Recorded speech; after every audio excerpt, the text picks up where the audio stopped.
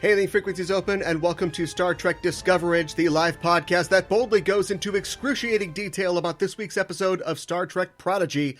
I'm your host, Aaron Coker, a.k.a. Caliban, and star constipations are recorded by astronomers. That's all I had for this week. Bar's a little lower for a kid's show, I guess. Joining me on the show, as usual, is my co-host. She's also the co-host of the Generations Geek podcast, a more or less family-friendly celebration of geekdom. It's Ella Pearson. Ella, welcome back to Discoverage. Thank you. Oh, it's good to be back. And this, it always is. Most momentous of Star Trek nights. And we'll talk about why it's momentous in a little bit. But how are you doing? I'm doing good. I'm here. And listen, we do this every week, and every week we're like, soon Discovery is going to air. And then we're not going to talk about Discovery. But so today I was like, I saw like a tweet and I was like, I think that Discovery aired today. And then I was like, is that today? We talk about it every week. And I was like, today is Thursday. And it was like a whole thing. Yes, it was today. But it was so nice to watch 2 episodes of Star Trek. It was. And it is, that hasn't happened in a while. And we'll talk about the specifics of that in a little bit. But first, let's talk about the news, which is what we usually do at the beginning of the show. And the news is... everybody knows the story of the news, I think, in this case. The fact that on the eve of the debut of the 4th season of Discovery, Discovery and current shows and then all previous shows have left Netflix as a platform for many international viewers, people who aren't in America. And then there's a few other markets where they get it first run in other places. But...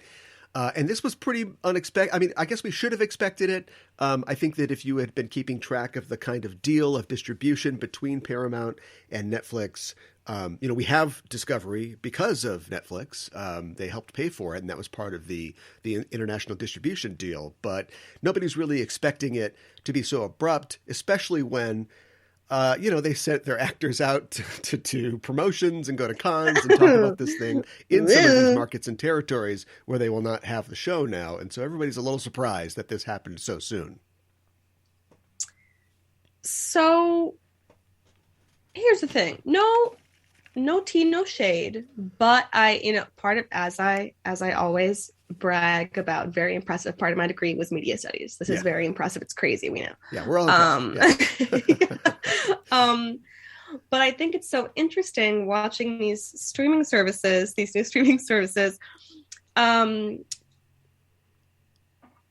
absolutely fail to make like the money moves necessary to try to beat out a service like Netflix that has almost an absolute monopoly on streaming content, to the point where like I don't know anybody that has cable besides like my parents. I don't think you know what I mean? Yeah.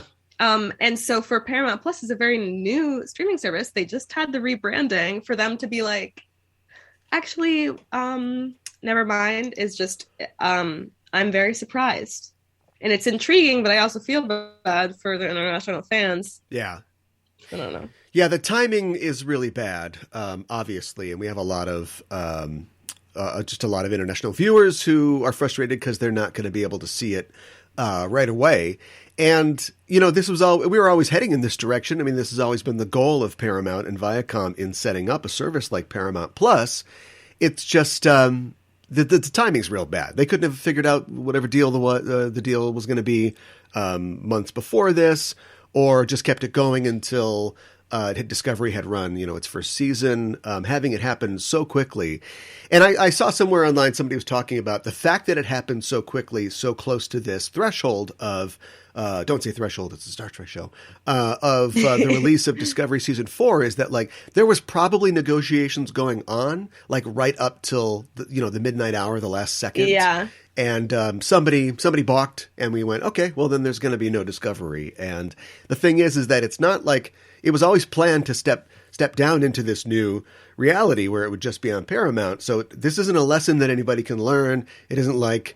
in the midnight hour or the 11th hour, somebody's going to come in and pay for the money, and now you're going to have it. It just sort of like immiserates like half the world's Star Trek fans. And that's, it's just everybody failed on this one. It's also like, yeah, they're just going to lose money and upset everyone. Like, and like you said, after sending all the actors over there for the big convention. Yeah. And apparently, the actors, I mean, I don't know why they would know, but supposedly none of them knew. There's been a lot of talk on Twitter, a lot of actors tweeting about how they were surprised by this and disappointed and trying to encourage the fans. And so, the community remains intact, but it's just like, what's going on at the top here? Yeah, unclear. Well, we're going to talk about a show that isn't affected by this necessarily, because I got to tell you, I don't even know what channel this show's on. I just watch it on Paramount Plus. And that is, of course, Star Trek Prodigy. We just saw the 5th episode of Star Trek Prodigy. It's an episode called Terra Firma. Oh, I did that wrong. Terror Firma. And we're here to talk all about it. But first, as always, a warning. We are setting a course for the spoiler zone listeners. So be warned. We're glad you decided to join us. But if you haven't seen the episode, spoilers are incoming. The official synopsis for Terror Firma is: marooned on a deadly planet, the crew must work together with their captive Gwyn to stay alive. Except the planet isn't the only thing in pursuit. This episode was written by Julie Benson and Shauna Benson. Julie and Shauna are a writing and producing duo who've worked previously on shows like Wu Assassins and The 100. The episode was directed by Alan Wan and Olga Ulanova. And there is still no date for this. I wonder at some point if we'll ever get a star date. We do know that it does take place in 2383. And here are a couple facts about the episode. This is the first mid-season finale for a Star Trek series since Discovery's Into the Forest I Go. This episode, way back in 2017 or maybe early 2018. This episode was released at the same time as Kobayashi Maru, of course, and it's the first time that 2 episodes were released simultaneously since December of 2019, when they released The Girl Who Made the Stars and Ephraim and Dot at the same time. But it's the first time that 2 episodes of 2 separate series were released at the same time since the 26th of May in 1999, when the Dogs of War for DS9 and Voyager's episode Equinox both came out. That was a big week. Wow. I'll have to confess I don't remember that week, but this week was very exciting for me. Yeah. Well, I don't remember it either, but I'm just looking at like Dogs of War, big, third to last, or second to last maybe episode of DS9 total. And then of course Equinox, big 2-parter. Mm-hmm.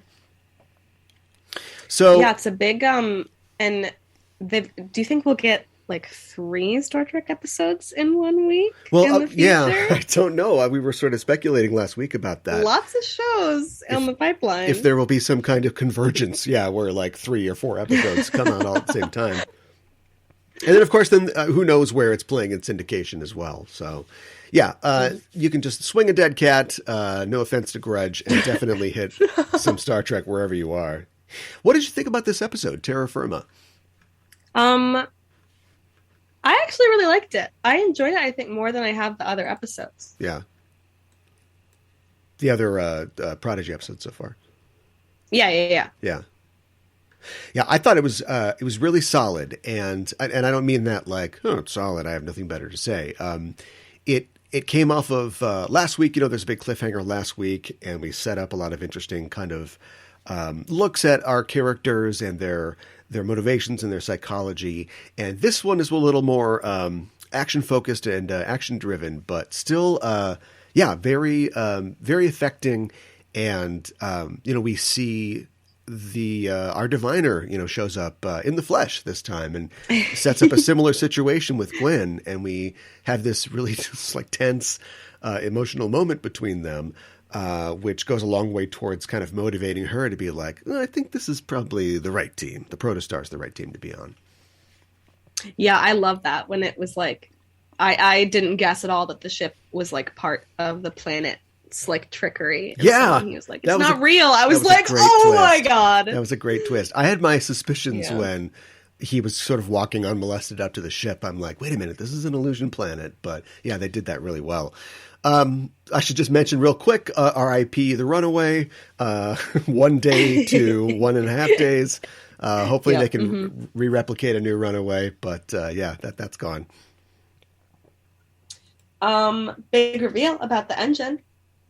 Yeah, which, I think that we sort of were plinking around. We didn't hit right on it, but I think all the elements It did were make there. me laugh because I was like, yeah, it's called the Protostar, and we're like, what's in there? Some more mushrooms? Maybe it's mushrooms, or I think maybe it's going to be mushrooms again. Ecto-cooler or something. I don't know, yeah. About 2 seconds before they actually said it, I was like, oh my, it's in the name. Yeah. Yeah, that was, and they don't, I like too that they treat it like the reveal that it is. And even the characters are kind of like, oh, of course. Yeah.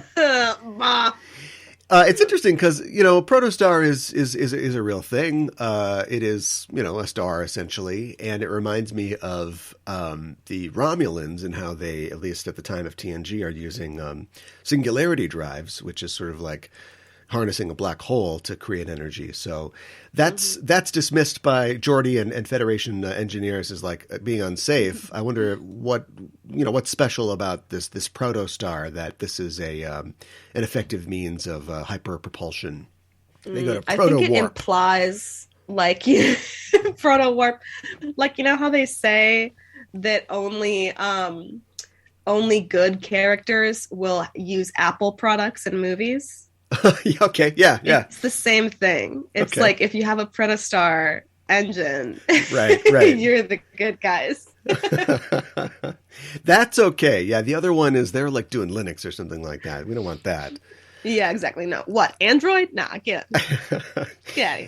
And I think I've seen this in previous episodes, but I noticed that when they go to warp, it has that like, I don't know how to describe it, but it's like the Star Wars hyperspace effect. I don't know if that's just, yeah. I think that was in the films too. I think that's sort of officially become like what warp travel looks like now, whereas before it was just the sort of parallaxed, stretched out stars. So unless that's transwarp or some other kind of warp, like that's what warp looks like now. I like it. I think it's pretty. It's good. It's good. Like when we've got something like what we have in this episode, where we're being chased down by a larger ship. But like if they're going to do like warp combat or warp maneuvers, like can you? It's never really made any sense because if you're going to, all right, now we're going to charge at them at warp. It's like, well, I guess you can see them because your sensors can go faster than light, or like how do you look out the window at warp and see anything? And I suppose the stretch stars never made any sense. It was just like they just stuck with it for like 35 years. But we can get rid of that. Well, you know how like sometimes like your eyes compensate for like something that your brain can't keep up with. Yeah. It's like that's not actually happening, but your eyeballs are like, oh, the stars, we're going so fast. The stars are just shooting by. My eyes got used to light approaching them faster than yeah, exactly. Yeah. My pupils just get really big. I'm all pupil. Oh, man. So they kiss the murder planet goodbye, it looks like, in this episode. I don't know if they ever really did land on a name other than Murder Planet or Larry or whatever they come up with. Larry, that made me laugh. And it makes me wonder about a question that we had last week, which is, they said that it's the Hirogen system. So is this like the planet the Hirogens originally came from, or is it just a planet in the system that they came from? Maybe too wonky to dig into on a Nickelodeon show, but man, a lot of unanswered questions as they fly away from the Hirogen system. Mm-hmm. We'll have to have that. Can you imagine though if at some point Starfleet is going to realize there's a bunch of kids flying the Protostar around. But can you imagine if they are just like, why is this planet called Larry in the logs? Somebody put it in. They like put it in the system. They're like spelled it with 3 R's. Yeah, it's just stuck like that now. Some intern is like, or cadet is like, why is this real? Who named this Larry? Knowing now that the Protostar features a prototype propulsion system that explains, I think, or fills in more holes about what it's doing out here in the Delta Quadrant, we will have to see if this connects back to the Starfleet characters, which still have not appeared on the show, and I guess will appear hopefully after the hiatus.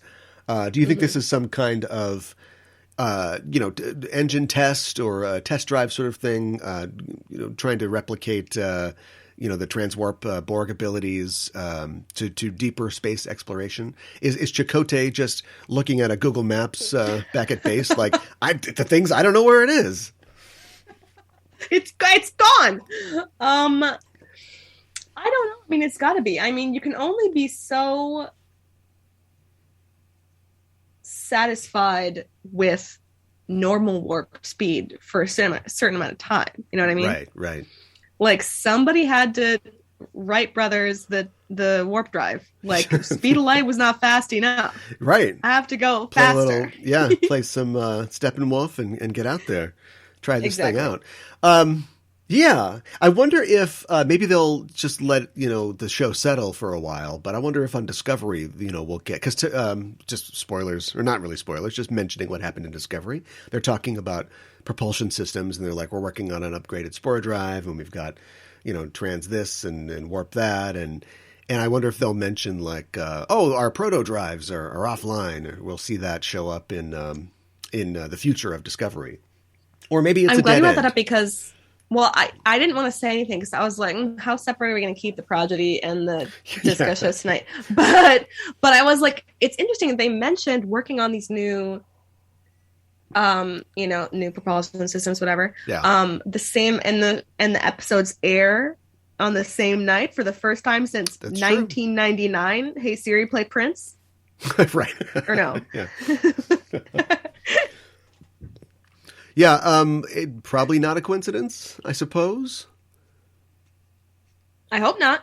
I need them to Marvel Cinematic Universe these shows for me. Which is what they must be doing. That's the only option. But I want like how, maybe you don't know. Stay with me here.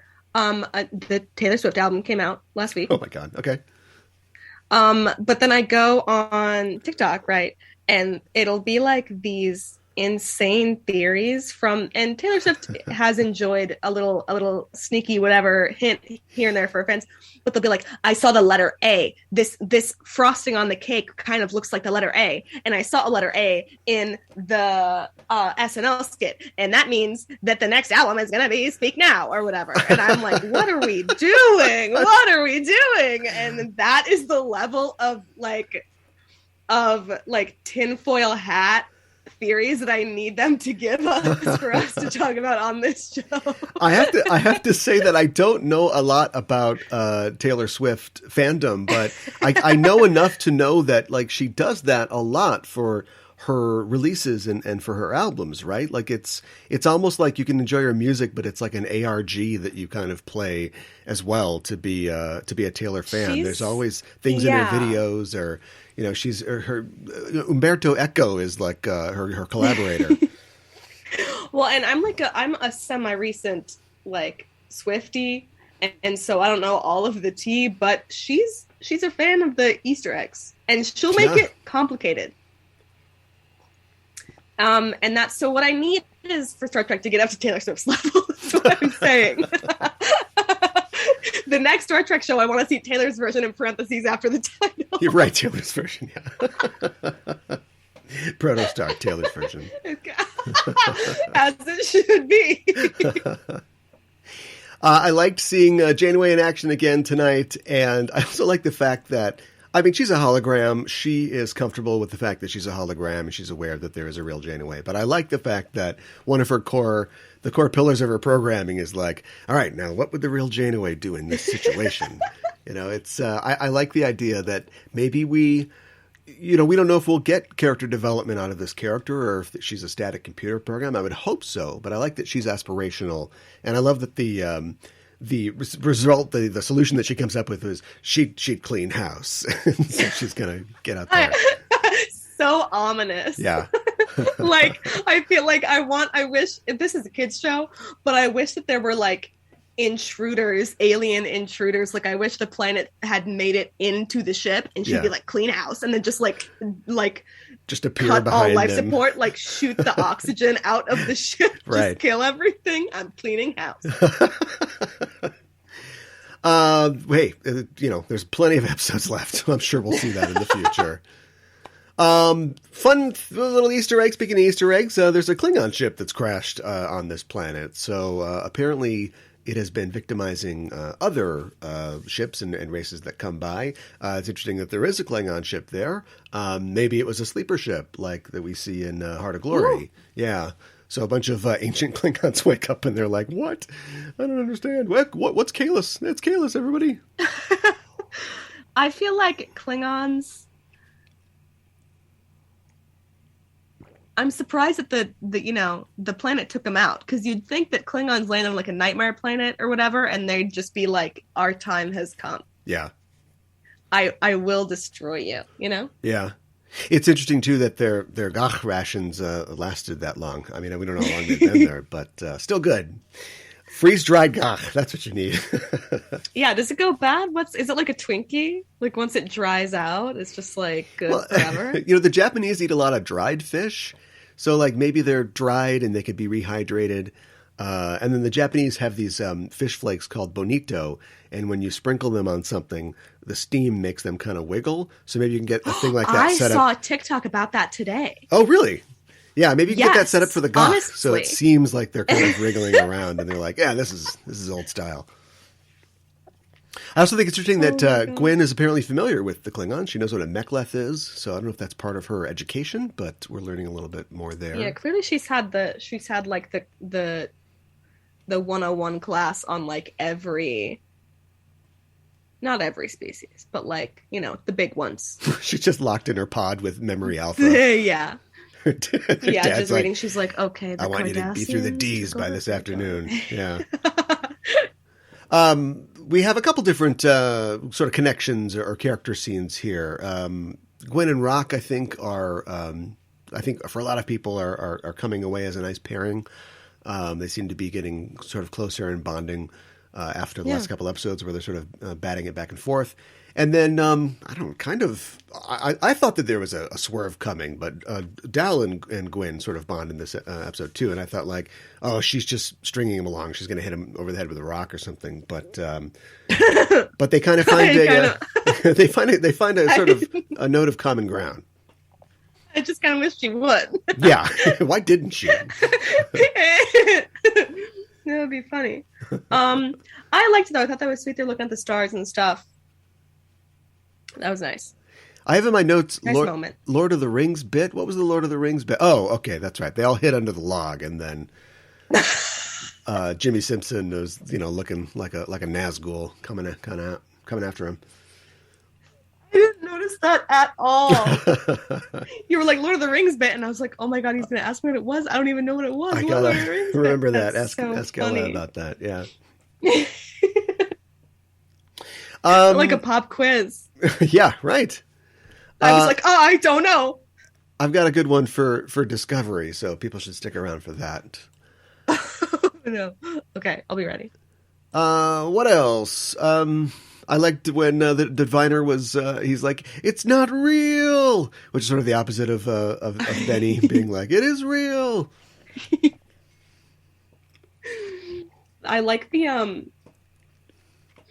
he had so much energy realizing the ship wasn't real. Yeah. But he had none of that energy when he realized that his daughter was still alive. Being crushed to death in front of him. Yeah. Oh, you're still alive. Yeah. I never wanted a topiary for a daughter. Goodbye. Why don't you go be a wreath somewhere else?